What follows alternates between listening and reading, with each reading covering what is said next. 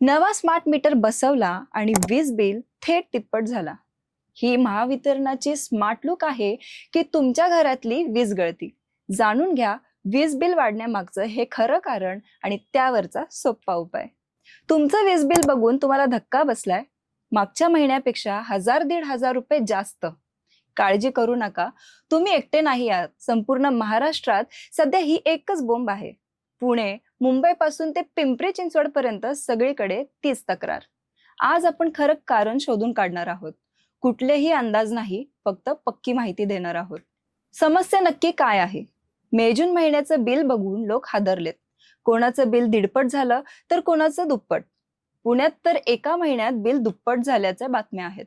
Social मीडियावर तक्रारींचा अक्षरशः पाऊस पडलाय. प्रत्येक जण विचारतोय, अचानक हे एवढं बिल का?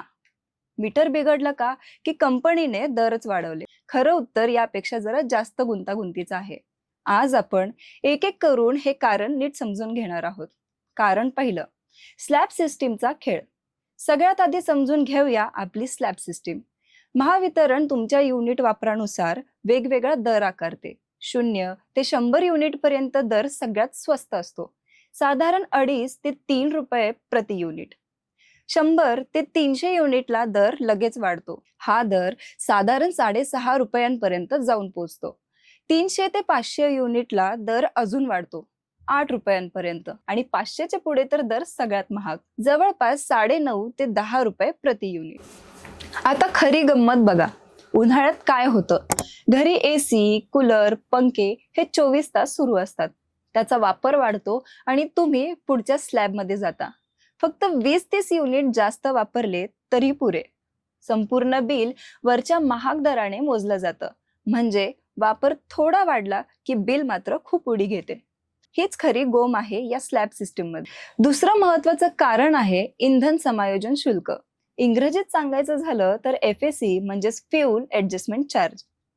वीज बनवायला कोळसा लागतो, गॅस लागतो. या इंधनाचा भाव वाढला की हे शुल्कही वाढतात आणि हे शुल्क दर महिन्याला कमी जास्त होत असतात.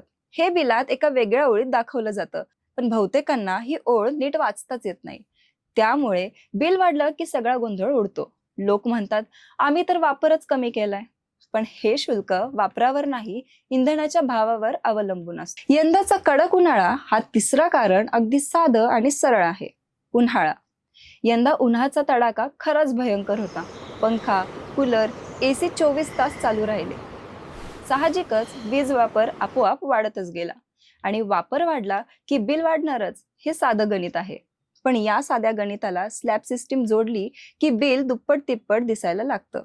हे आपण आधीच बघितलंय. चौथं कारण आहे मीटर रिडिंग मधल्या गडबडी. अनेक भागात रिडिंग वेळेवर घेतलंच जात नाही. कधी कधी 2-2 किंवा 3-3 महिन्यांचं बिल एकदम येतं. मीटरमध्ये तांत्रिक दोष असल्याच्याही अनेक तक्रारी आहेत. काही ठिकाणी जुनं मीटर वेगाने रिडिंग दाखवतं. अशा वेळी बिल दुरुस्त करून घेण्याचा अधिकार तुम्हाला आहे. महावितरणाकडे मीटर तपासण्यासाठी लेखी अर्ज करता येते. रिडिंग घेणाऱ्या व्यक्तीचं नाव आणि तारीख नोंदवून ठेवा. पुढच्या वेळी रिडिंग मध्ये फरक आढळला तर पुरावा राहतो. आता जरा मोठं चित्र समजून घेऊयात. कारण हे इथेच संपत नाही.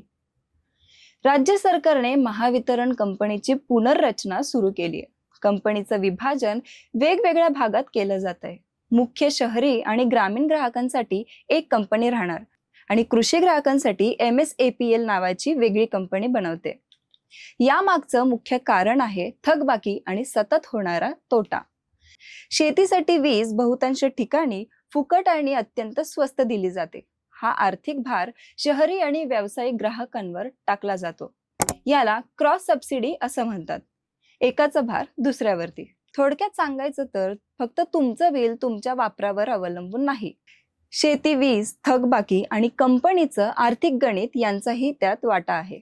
वीज नियामक आयोगाने यावर्षी एक मोठा निर्णय दिलाय. हा निर्णय पुढच्या 5 वर्षासाठीचा दर आराखडा ठरवतो. आर्थिक वर्ष 25-26 पासून ते 29-30 पर्यंतचा हा आराखडा आहे. यात काही ग्राहक गटांचे दर प्रत्यक्षात कमी झालेले दिसतात. सरकारचं म्हणणं आहे की वीज खरेदीच्या खर्चात मोठी बचत होणार आहे. पुढच्या 5 वर्षात ही बचत हजारो कोटींच्या घरात असल्याचं सांगितलं जात आहे. मुख्यमंत्र्यांनी विधान परिषदेत असाही दावा केलाय की 29-30 सालापर्यंत महाराष्ट्राचे वीज दर हे गुजरातपेक्षाही स्वस्त होतील. प्रति युनिट साधारण 7.25 रुपयांपर्यंत दर खाली येईल असं सांगितलं गेलं. पण सामान्य नागरिकाला आज पडलेला प्रश्न हा वेगळाच आहे. हे भविष्यातलं गणित ठीक आहे, पण आत्ताचं बिल कसं कमी करायचं? मग आता आपण या क्षणी काय करू शकतो हे बघूयात. पहिली गोष्ट, दर महिन्याचं युनिट रीडिंग स्वतः नोंदवून ठेवा. मागच्या बिलाशी तुलना करून नेमका फरक तपासा. दुसरी गोष्ट म्हणजे एसी आणि गिझरच्या वापराची वेळ ठरवून घ्या. शक्य असेल तर पीक आवर्स मध्ये जास्त वापर टाळा. तिसरी गोष्ट, बिल चुकीचा वाटला तर तक्रार जरूर नोंदवा. महावितरणाच्या हेल्पलाईनवर किंवा मोबाईल ॲपवर तक्रार करता येते. मीटर तपासण्याची मागणी नेहमी लेखी स्वरूपात करा. चौथी गोष्ट, दीर्घकाळासाठी सोलार पॅनल सारखे पर्यायही विचारात घ्या. सुरुवातीचा खर्च असला तरी पुढे बिलावर मोठा फरक पडतो. तर थोडक्यात सांगायचं झालं तर बिल वाढण्यामागे एकच कारण नाही. स्लॅब सिस्टीम, इंधन समायोजन शुल्क, यंदाचा उन्हाळा, मीटर मधल्या चुका आणि महावितरणाच्या रचनेतील मोठी आर्थिक गणितं हे सगळे एकत्र येऊन तुमच्या माझ्या खिशावर थेट परिणाम करत असतात.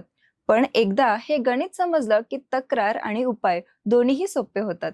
तुम्हाला यातलं कुठलं कारण सगळ्यात जास्त भेडसावतंय कमेंटमध्ये नक्की सांगा. आपण त्यावरही बोलू पुढच्या व्हिडिओत. तोपर्यंत काळजी घ्या. धन्यवाद.